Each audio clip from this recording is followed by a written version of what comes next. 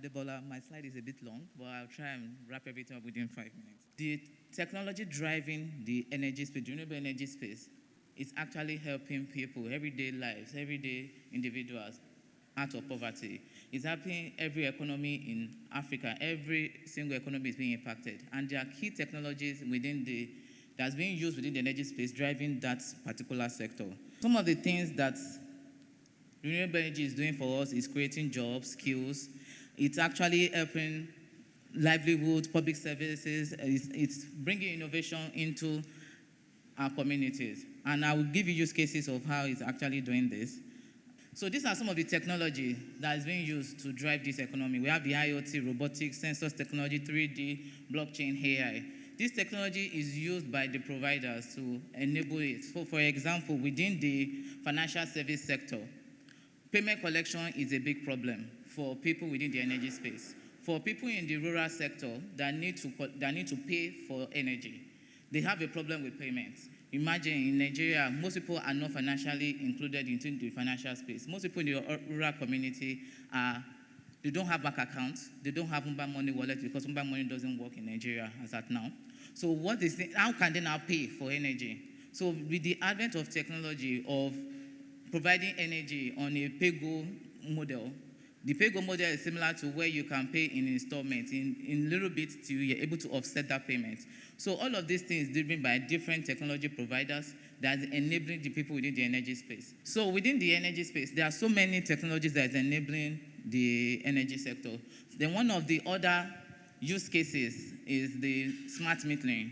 So for people within the solar space are able to create technology for individuals to be able to utilize energy. For example, knowing that access to energy is very critical to every home use, they'll be able to create home solar systems that you can just put within your house. You can just put your solar panel on your own roof and you can be able to have access to power for as long as you want. So you're only paying for what you truly need and you're only using it for just the duration of when you're available within your house.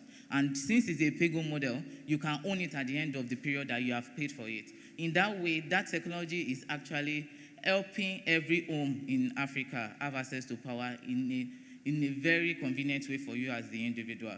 So you can, and also for the advent of things like mini grids that have been deployed within communities, which are using decentralized technology to distribute access to power, not the way it's currently like using the grid. There are so many locations in Nigeria that are not connected to the grid. Do you all agree with me? Or are people aware that there are locations in Nigeria right now that do not have access to the grid? They're completely off the grid and they have no access to power.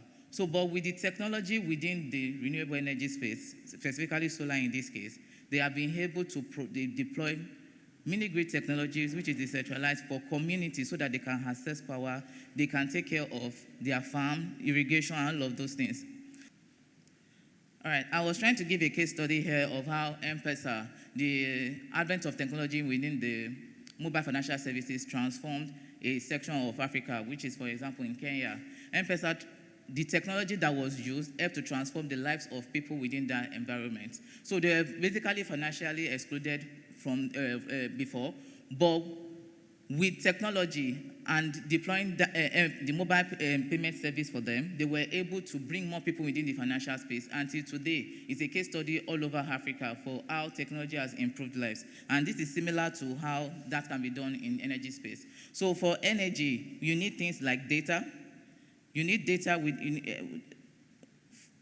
all right. So ability to deliver real-time data at speed is very critical for the energy space. So the technology, you also need insight into data. So for example, you are paying for energy consistently for a period of, let's say, 6 months, you are building like a credit score. And that person, the provider can layer other things for you. For example, if he can provide you today a home unit that just powers your house, and you are paying consistently, tomorrow the provider can know that this person might need a fridge because maybe he's into business, maybe grocery food business. They can provide you a fridge that can allow you to power your business, and next tomorrow they can look at you and say you are paying consistently, then they can provide you something for irrigation for farmers. So these are ways of using data to provide tailored solutions for individuals within this space. So this is like an everyday use case. You have solar power, people use it to light their home, kids use it to study. Farmers can actually stay longer in their farm because they have power and they don't have to pay for it. With the pay-go model, where you can structure the payment over a period of time for 6 months, 12 months, or even 18 months, they can be able to constantly have power. And at the end of the day, they own the product. They don't have to keep paying. So compared to the cost of the generator that the other presenter mentioned, you won't have to pay so much for electricity again, and it's within your control. Then another use case is paying through agents. For example, due to the advent of technology within the financial space, people within the energy space can now make payments easily for their products. Apart from people that don't have bank accounts, they can actually pay cash through an agent. You can walk up to an agent and say, oh, I want to pay for this, and you'll be able to facilitate the service. And your solar home system in the house is activated automatically for you. So those are use cases where technology is currently helping to enhance the solution. That's all for my presentation. No, I just, can I go through? Thank you.